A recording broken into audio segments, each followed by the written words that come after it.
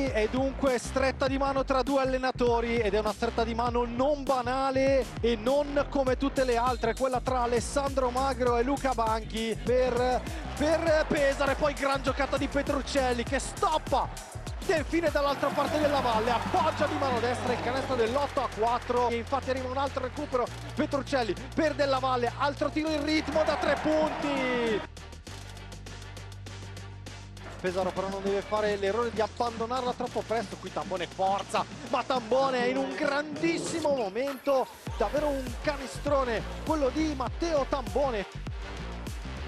Gran giocata difensiva di Gabriel che apre e poi dall'altra parte sull'invito di Mitru Long che poi supera la metà campo. Vediamo se vuole andare fino in fondo. Si accelera, sbaglia, gran mazzo di Cobbis che poi segna, subisce il fallo, avrà un libero aggiuntivo in arrivo. Ritrova il rimbalzo, poi Lamb penetra, scarica ancora per Moretti, piedi per terra da 3 punti. Gran canestro di Davide Moretti. Un Mitru Long e Della Valle, ancora i chilometri di Della Valle, poi l'alzata di Mitru Long per Cobbins che tirano fuori la giocata più bella di questa partita.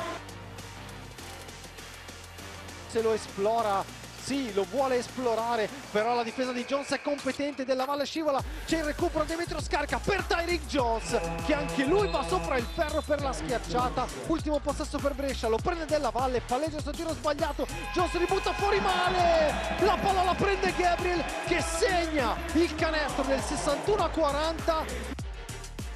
Lo stesso Moretti chiude il palleggio, poi ribalta al lato per Doron Lamb che attacca il close out, alza la parabola, grandissimo canestro di Doron Lamb. Ora Della Valle vorrebbe il blocco di Burns che poi si muove benissimo, palla al bacio di Della Valle e due comodi di Chris Burns.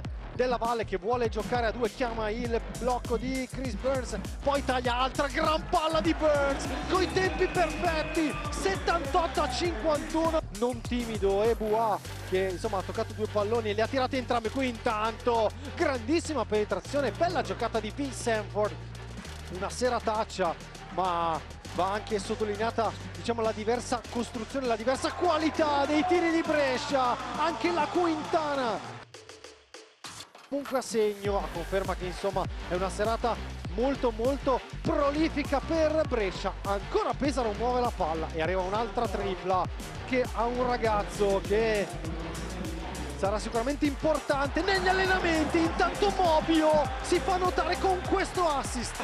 Finisce qui al Pala Leonessa Alessandro Magro, la stretta di mano con il suo maestro Luca Banchi. Vittoria dolce, dolcissima per lui.